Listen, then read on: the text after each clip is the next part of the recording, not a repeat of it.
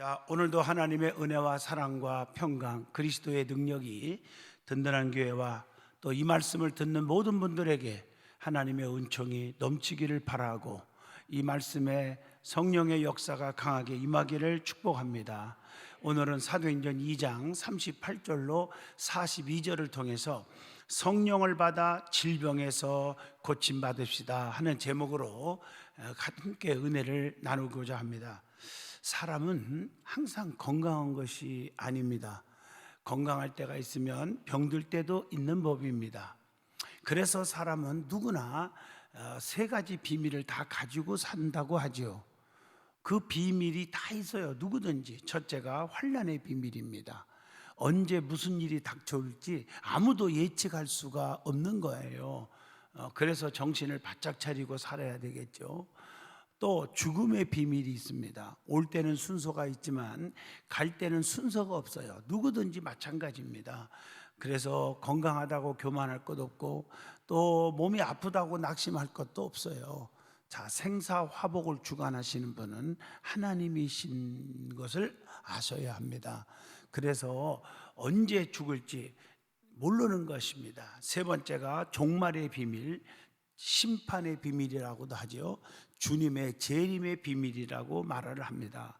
언제 무슨 일이 생기면 언제 죽을지, 언제 주님 오실지 모르고 사는 것이 우리의 인생이다, 그런 얘기입니다.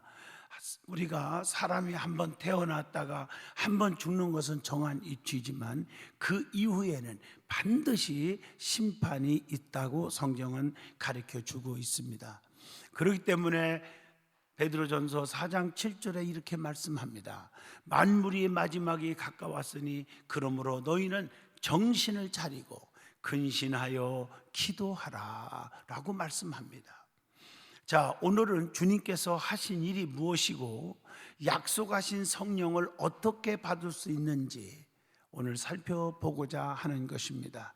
성령이 임하시면 뭘 받아요? 권능을 받아요. 그 권능으로 능력이 나타나는데 병도 고치고 문제가 해결되고 또 모든 기도의 소원이 이루어지게 하시고 이런 역사가 일어나는 것입니다. 그래서 사도행전 1장 8절에 오직 성령이 너에게 임하시면 권능을 받고 예루살렘과 온 유다와 사마리아와 땅끝까지 이르러 내 증인이 되리라. 성령 임하시면 하나님의 권능으로 특별히 병든 자들이 고침을 많이 받게 될 줄로 믿습니다. 오늘 본문을 중심으로 성령을 받아 질병에서 고침받읍시다 라는 제목을 드린 것입니다. 이 말씀에 저와 여러분이 성령에 충만하시고 어떠한 질병에도 깨끗함 받는 그런 기적이, 은혜가 임하기를 축복합니다. 제일 먼저 예수님께서 이 땅에 오셔서 하신 일에 대해서 먼저 말씀을 드리고자 합니다. 예수님이 이 땅에 오셔서 뭘 하셨을까? 첫째가 가르치시는 일을 하셨어요. 마태복음 4장 23절에 예수께서 온 갈릴리에 두루 다니사 그들의 해당에서 가르치시며 그랬단 말이에요. 우리 예수님께서는 유대인의 해당과 성전에서 항상 가르치셨단 말이에요. 요한복음 18장 20절에 모든 유대인들이 모이는 회당과 성전에서 항상 가르쳤다 그랬습니다. 주님의 가르치시는 그 지혜와 그 능력에 많은 고향 사람들이 놀래버린 거예요.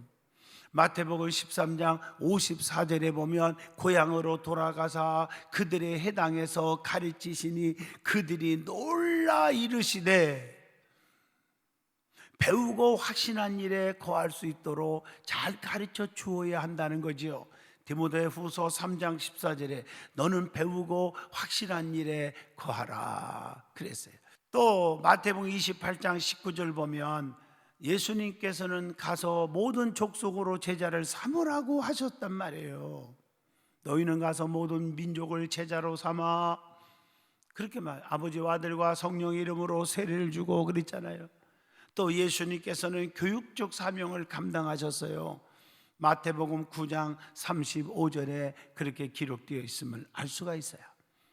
두 번째 주님이 하시는 일은 천국 복음을 전파하셨다는 것입니다. 마태복음 4장 23절에 천국 복음을 전파하시며 그랬단 말이에요. 예수님께서는 천국 복음을 전하시는 일로 보내심을 받으셨다고 누가복음 4장 43절에 그렇게 말씀하고 계십니다. 예수님은 각 성과 마을에 다니시면서 천국 복음을 전하셨다고 누가복음 8장 1절에도 말씀을 하고 계십니다. 이 천국의 복음은 모든 민족에게 증거되어야 합니다. 마태복음 24장 14절의 말씀입니다. 그리고 아버지와 아들과 성령의 이름으로 세례를 주라고 마태복음 28장 19절에 명령하고 계시잖아요.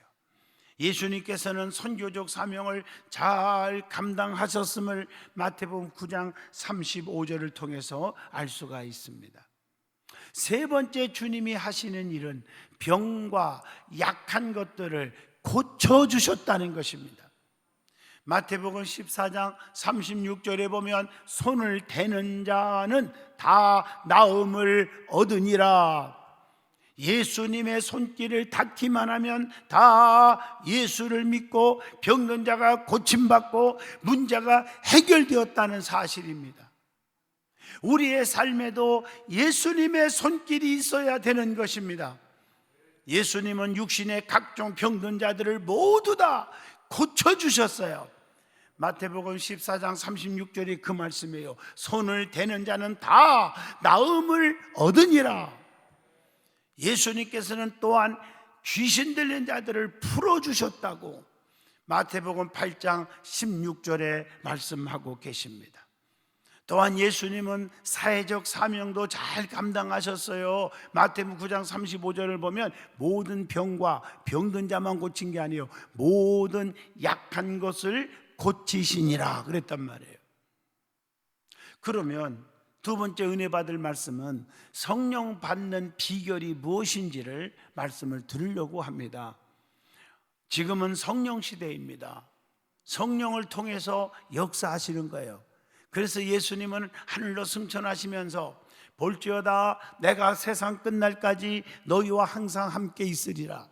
보혜사 성령을 보내주셔서 성령을 통해서 지금도 우리와 함께하고 계신다는 것입니다. 성부, 성자, 성령 한 하나님이십니다. 다 전능하신 분이요 전지하신 분이요 무소부재하신 분이십니다.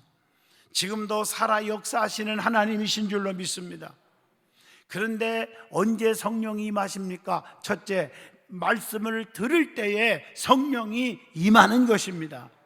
사도행전 10장 44절 보면 베드로가 이 말을 할 때에 성령이 말씀 듣는 모든 사람에게 내려오시니, 주의 종이 하나님의 말씀을 전파할 때, 즉 설교 시간에 성령이 내려오셨다 그랬단 말이에요. 그러니까 말씀 듣는 자세가 얼마나 중요하냐는 것입니다. 주의 종들이 말씀을 전할 때, 사도들이 말씀을 전할 때 성령의 역사가 일어났단 말이에요. 하나님의 말씀은 성령의 감동으로 되었기 때문이라는 것을 디모데후서 3장 16절을 통해서 알게 됩니다. 말씀을 전하기 시작할 때에 성령께서 역사하시기 시작한다는 거예요. 사도행전 11장 15절의 말씀입니다. 하나님의 말씀은 성령의 검이기 때문에 성령의 이 역사가 일어나는 거예요. 에베소 6장 17절 성령의 검 곧 하나님의 말씀을 가지라 그랬단 말이에요. 그래서 복음은 말로만이 아니라 능력과 성령과 큰 확신으로 된 것이라고 데살로니가전서 1장 5절에 말씀합니다. 예수님께서는 말씀을 듣는 것을 칭찬하셨어요. 그렇기 때문에 누가복음 10장 42절에 마리아는 이 좋은 편을 택하였으니 빼앗기지 아니하리라 하시니라. 마르다는 예수님 오셨다고 너무 반가워서 밖에 나가서 음식을 만드냐고 정신이 없는데, 마리아는 그 시간도 아까운 거예요. 예수님 옆에 딱 앉아가지고 쏘건쏘건하고 주님의 말씀을 들은 거예요. 우리 주님께서 마리아가 택한 편이 더 좋았다고 칭찬하는 거예요.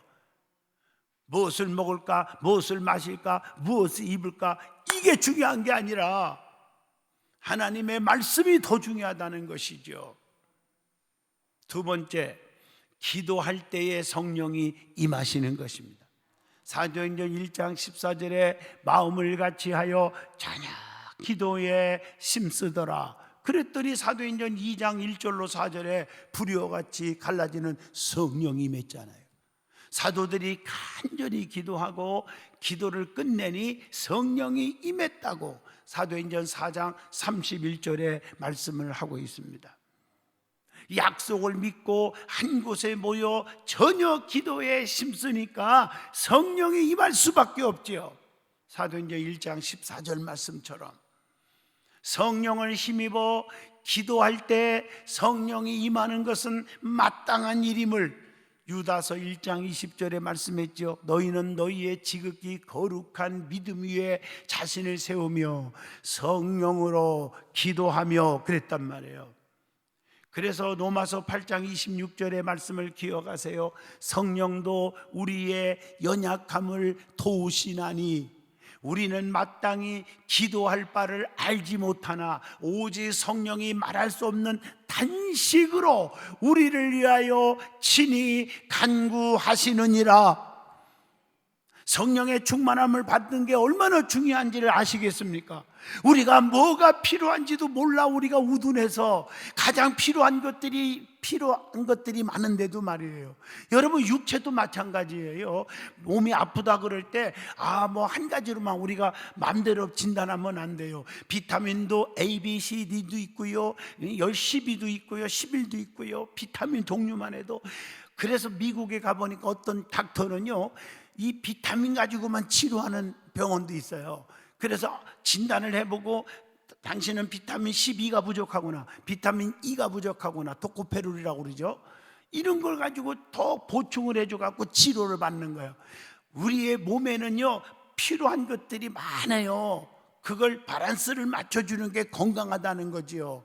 마찬가지십니다. 우리가 성령의 충만함을 받으면, 성령 받은 사람은 우리가 필요한 것이 우리가 뭔지를 모를 때가 많아요. 그것까지도 성령께서 말할 수 없는 탄식하심으로 대신 간구케 하셔서 우리의 필요를 채워주시는 하나님의 엄청난 사랑이죠. 그리고 누가복음 3장 21절에 예수 그리스도는 세례를 받고 기도할 때 성령이 임하셨다고 했잖아요. 세 번째, 언제 성령이 임하십니까? 때로는 안수받을 때에 성령이 임합니다. 사도행전 8장 17절에 두 사도가 그들에게 안수함에 성령을 받은지라. 사도행전 8장 17절에 보면 그렇게 말했죠. 베드로와 요한이 사마리아에서 안수하니까, 그게 베드로와 요한이죠, 성령이 임했다 그랬어요. 아나니아가요 바울에게 안수할 때에 성령이 임했죠. 사도행전 9장 17절. 그리고 눈이 떠졌죠.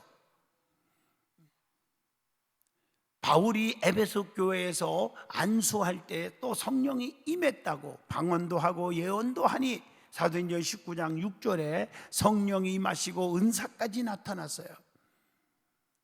예수님께서도 세례를 받으실 때에 하늘문이 열리고 하나님의 성령이 비둘기같이 내려오셨다고 마태복음 3장 16절에 말씀하고 계십니다. 네 번째, 어떻게 해야 성령을 받을 수 있습니까? 회개하고 죄사함 받을 때 성령이 임하시는 것입니다. 사도행전 2장 38절에 너희가 회개하여 죄사함을 받으라, 그리하면 성령의 선물을 받으리니 그랬단 말이에요. 그래서 우리는 회개해야 하는 게 중요한 거예요. 마태복음 4장 17절에 예수께서 비로소 전파하여 이르시되 회개하라 천국이 가까이 왔느니라 하시더라. 사도행전 2장 38절의 의미가 뭐냐? 회개는 값진 선물을 받기 위한 최초의 준비 작업인 것입니다. 더러운 심령에는 귀한 선물을 주실 수가 없지 않습니까? 그릇을 깨끗이 비우고 닦는 것은 주시는 이에 대한 기본 예절이라고 봅니다. 그래서 마태복음 3장 10절 말씀에 좋은 열매를 맺지 아니하는 나무마다 찍어 불에 던지리라. 회개하지 못한 심령은 찍어서 불에 던지움을 당한다고 말씀하고 계십니다. 예수님께서는 우리에게 회개의 심령을 부어주시는 거예요. 마태복음 4장 17절. 그래서 때로는 하나님 앞에 금식하면서 하나님 앞에 기도하는 거예요. 그래서 예수의 피로 제사함을 받아야 되겠죠. 마태복음 9장 2절. 죄사함을 받는 게 제일 중요해요. 그건 예수의 피밖에 없어요. 죄사함의 확신은 믿는 이들의 최대의 소망이라는 거예요. 마태복음 9장 6절을 보니까 죄가 씻어진 영혼 위에만 하나님의 선물이 내려진다는 것이죠. 그래서 죄사함이 없이 내린 영은 하나님의 영이 아니라는 것입니다. 죄가 가로막힌 곳에는 하나님의 성령께서 임하지 않으신다는 것을 마태복음 5장 24절을 통해서 알잖아요. 죄물을 드릴 때 하나님이 안 받아요. 형제와 화해하지 않은 거 있다. 화해하고 와야 받겠다. 이렇게 말씀하고 계신 거예요. 예수님은 우리에게 죄사함의 은혜를 주시는 분임을 마태복음 9장 2절을 통해서 알 수가 있습니다. 자, 세 번째 우리에게 주시는 교훈입니다. 예수님께서 병을 고치시는데 그 고치시는 방법이 있더라는 거예요. 어떻게 예수님이 병을 고치셨는가를 말씀을 통해서 찾아보면, 자, 예수의 손을 대어서 고쳤다는 거예요. 누가복음 5장 13절, 예수께서 손을 내밀어 그에게 대시면서 이르시는데 내가 원하노니 깨끗함을 받으라 하신데 나병이 곧 떠나니라, 이렇게 말하고 있어요. 자, 땅에 침을 뱉어서 진흙을 이겨가지고 눈에 바르고 실로암에 가서 씻으라. 요한복음 9장 6절로 7절에 그렇게 말했죠. 자, 그랬더니 눈이 밝아진 거예요. 여러분, 주님께서 손을 대심에 깨끗함을 받으라 하신데 누가복음 5장 13절 뭐라고 했어요? 문둥병이 곧 떠나니라. 나았단 말이에요. 눈을 만지며 너희 믿음대로 되나 하니까 마태복음 9장 29절에 어떻게 했어요? 눈이 떠졌단 말이에요. 누가복음 13장 12절로 13절을 보면 여자여 네가 네 병에서 놓였다 하시고 안수하심에 주님의 손이 다음에 이 말이요 고쳐졌더라. 또 마가복음 9장 33절 보니까 손가락으로 주님께서 그의 양 귀에 넣고 침을 뱉어 혀에 손을 대시며 고쳐주셨다. 이런 말씀들을 종합해 보면 주님의 손길을 닿기만 하면 문제도 해결되고 눈도 떠지고 귀신도 떠나고 병도 고침받고 귀도 밝아지고 한센병에서도 낫게 되고.